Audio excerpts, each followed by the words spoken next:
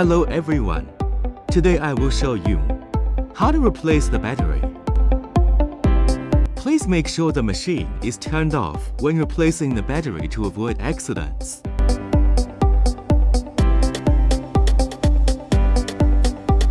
Push out the battery from the top of the headset and remove the old battery.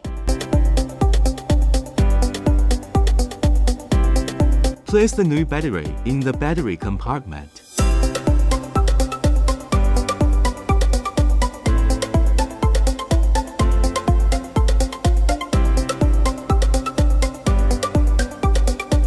Install the housing in the correct direction and position.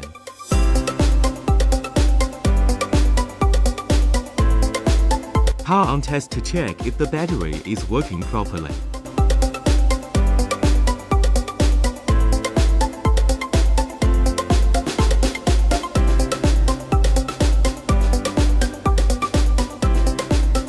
Thanks for watching. See you next time.